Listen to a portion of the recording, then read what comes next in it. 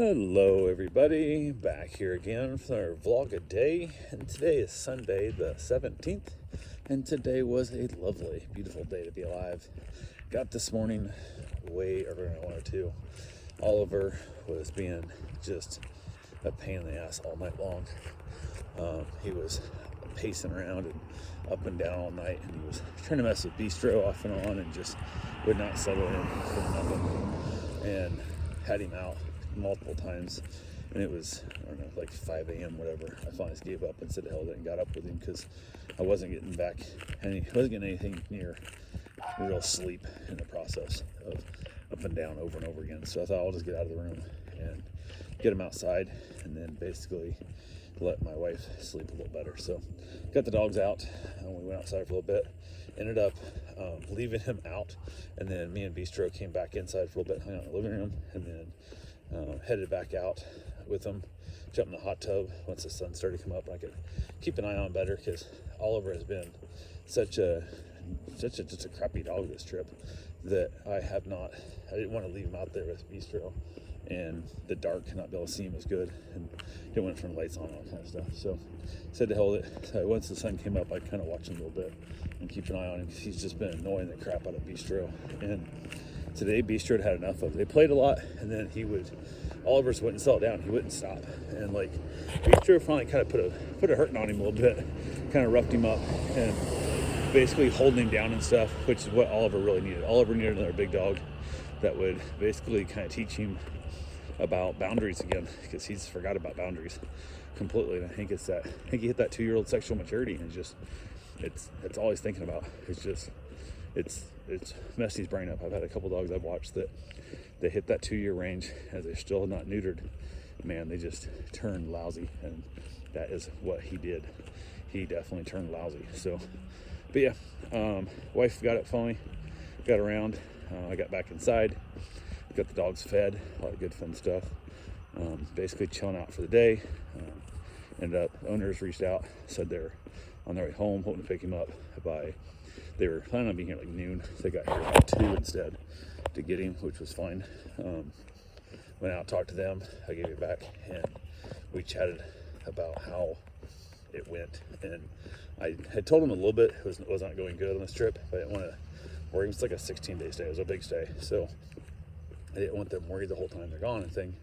But I also wanted them to know that it wasn't going great. So by giving more education on it, and then also informed them, because there's another stay before he gets neutered that I have. It's only 5 days, but it's still a lot. And they had basically said, well, the temperature would be cooler then, so if you want, just leave him outside most of the time. Just let him chill outside, and he'll be happy, because that's where he spends a lot of time at their place, is outside, which is what that breed is bred for. They're bred to guard and protect the land and the animals around the land, and that's what they do, is they guard from coyotes and wolves and whatever. But again, not the best house pet at all by any means. So ahead, we talked about it, and I said, if there's anybody else you trust to watch him, feel free to take him there. I don't mind a bit. So, and we've thought about it. The only person we would trust with him is our daughter, and she's going on this trip also with us. So it kind of falls back on you. And so I'll make it work. It's not, you're not gonna hurt my feelings of taking it somewhere else. So they were understanding. Weren't mad about it. They were just confused. And I explained to them what was going on. They go, yeah, he does that kind of stuff. He does this, does that, blah, blah. And I was like, yeah, but I can't have that in my house. So we discussed it. They headed out, went back in and played with the Bistro for a little bit. He seemed like he just had a much calmer energy, because he was kind of on edge this whole yesterday and half of today. He was just on edge because this dog was just annoying the shit out of him all the time. So even though he did get the better of him a few times and put in his place, it didn't take long, and that hormone just kicked back in, and he just became just a pain in the butt again. So I was glad to see him gone. So went ahead, wife had a couple things to get done around, whatnot. It was going good. Father-in-law was heading off to a concert with a friend of his. They're going over to Orlando to watch some band. I don't know. They told me the name of it, but I don't know the name of the band and don't care really. So, but it was a concert. I guess you actually can reserve seating, so it's not like a standing room only at their age. They couldn't stand for a concert at all. But I think it was the House of Blues, maybe. I don't know. No, it wasn't. I don't know where it's at, but it was somewhere they were going to be able to have seating. So he was changing his oxygen tank over He has like a small tank that has like 2 hours of oxygen in it that he's supposed to take with him, and then use it if he needs it. Check his oxygen level with the little finger thing. But I was like, cool, no big deal. Got a call from him, asked me to come over and fix it for him because he was trying to swap it over and couldn't figure it out, and it was messed up and he couldn't get it put back together. So of course I get everything together, put the dogs who need to be on it, kind of stuff, head over to check on it, and get a call. Oh, I got it all figured out. I'm like, okay, so but let the dogs all back out and stuff. Hang out with my wife, she's outside with me and stuff, and we're kind of sitting around chatting. And then about 10 minutes goes by and he calls again. I still don't got it figured out. I can't get it figured out. I'm still lost. I'm like, okay, so I head over there, and of course he's already tore it all apart, and now I don't know how to go back together because I have like a bunch of stuff just laying there. He has 2 tanks not marked, which one's used, which one's new. And I asked him which one's new, which one's new. He goes, this one. He goes, I go, you sure? And he goes, I don't know, maybe this one. Because I watched him swap them, and his hand is holding them back and forth. I'm like, holy crap. I'm like, you have no idea which one's even good now. So then he held them up to each other. He goes, this one here. I'm like, I know. He goes, you can tell by weight. I'm like, no, you can't. These weigh the same. Like, this might be like a difference, like a food scale, you could tell a difference, but like, there's no way you're telling by hand what the difference is here in the weight of these things. But who knows? It is what it is. So when I hit in the process, he has unhooked the parts that don't need to be unhooked and all kinds of problems. So I finally was able to figure out by looking at it, trying to screw a hose directly into the tank, which would bypass the regulator, which wouldn't make any sense at all. So, but I finally got it all figured out and got it hooked up. And I'm like, we assume this is the good tank. We have no idea now. Which part of me wanted to say, at least take both tanks with you, leave one in Paul's car.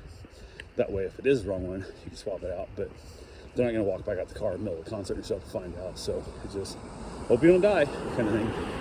So I was like, we got to figure out some kind of sticker system, some kind of marks on them to know. Or either like this tank is, we get 2 new full tanks.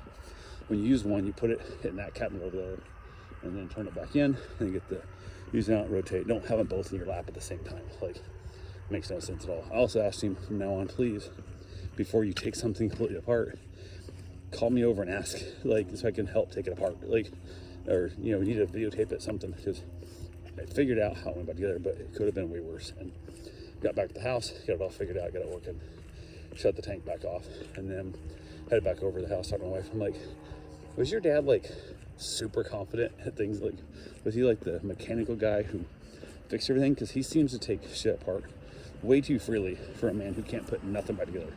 I don't care if it's a stereo wiring, I don't care if it's this oxygen tank or what it is. He just seems like he's just has way too much confidence in his ability to fix shit, then he can't fix nothing anymore. So she goes, no, he was a plumbing guy and he kept things all organized. But I'm like, well, he can't do that now because he couldn't figure out what tank was empty and what tank's full. So I have no idea if he's gonna live or die at this concert. And she's like, to the point, she was so worried about it and so stressed over it, she's thinking about going over to like Orlando, so she's near the concert, not going to the concert with him because it's sold out, they can't get tickets, but going over there so that way if he needs help, she can go pick him up, take him to the hospital, or bring him home, get him back in the oxygen machine quicker. And I'm like, really? That's going to do your life? You're going to go sit in a parking lot somewhere? Like, go sit like a coffee shop and wait for him to call you? I'm like, whatever. So, yeah, it is what it is. So I went ahead, I got my run in, got back from my run, and I'd reached out a couple times to one of my clients. I got to drop a key back off to him, they're moving, and never heard from him all day. And I was like, I had gaps. Like after the other dog went home, I had time. I could have ran over there and taken care of it. Never heard from him. Finally heard from him, and they're like, yeah, our phones were home. We just didn't check our phones and blah, blah, we're packing and things. So I'm like, well, I might be able to come over about 6 because we were going to go out and get pizza. Thought we could stop on the way and grab a pizza, stop, drop the key off. So they see that'll work, we'll be here. I'm like, okay, cool. So went ahead and got on my run, got myself a shower. Wife decided she wasn't going to go wait in Orlando for a needed emergency call for him. So I was like, cool, that's a good idea. Not needed. So went ahead, got in my shower, texted people saying, hey, we're about to head out your way. Going to drop the key off to you. And never got a response back. It's like, no big deal. So we jumped in the car, head over, put the top down the convertible, and take her car over because one, it's a nice, beautiful night, and why not take the convertible? So drop the top, head out, and pull up in there. As I'm turning on their street, they get a text saying the fact that they basically text back, oh, we're here. And I text back, so am I, as I was turning up the road. So I think they thought I'd been out there for a while because they don't have a doorbell. It's like just a knocker thing. put up for their house, you can't hear it. But worst case scenario, I have the key to their house. I go just go in and yell at them. But I went ahead and they came out, and I checked the key to make sure I had the right key. So I've got probably keys to 25, 30 houses in town. So I went ahead and made sure I had the right one and gave them back their key and the key ring and stuff that came with like a little wristband thing. Get it back to them. We chatted a little bit. We talked for a while, and the mosquitoes were eating us up like crazy. But we had a good conversation. They gave me a little cash tip for taking care of their cats so well over the years. And basically, I told them it's the best of luck finding a sitter up there.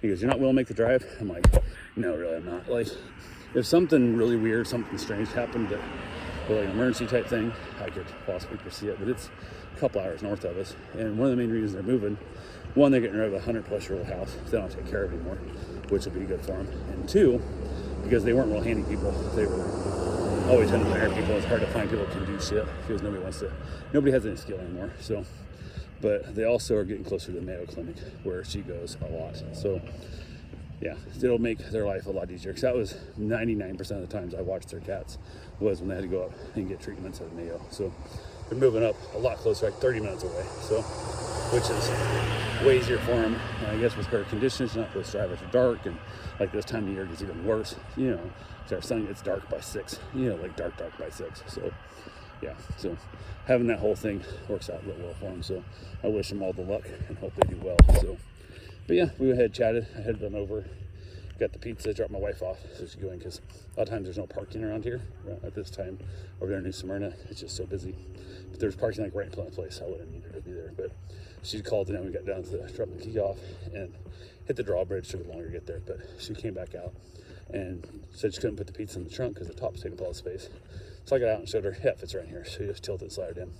Worked fine. She goes, "Oh, okay, that works." So it was all good. But headed back home. Had a beautiful ride home. You can smell the pizza in the car coming out of the trunk. So it was kind of a nice ride with a beautiful evening. Smell of fresh baked pizza in the back. So definitely was a nice evening, and made me realize how much I need to upgrade her stereo, because the stereo in the car is garbage. When it came out new, it was a really high-end, good quality sound system, but at 20 plus years old, it's just, the speakers are going to shit.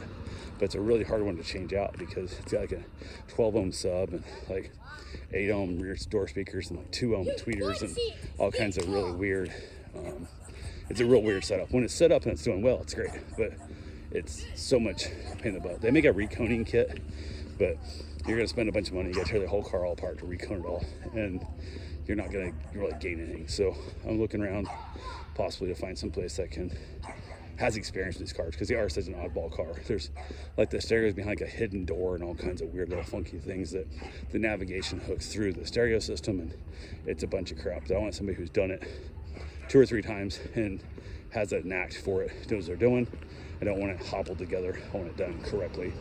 So that's my goal, is to find a shop that can do that. So we got back home, had ourselves some pizza, hung out with the dog, got done with dinner, watched little young Sheldon, headed back outside, chilled out with the bistro, and we had a good evening, and then headed back in and wrapped it up and called it a night. So that's all I got for right now.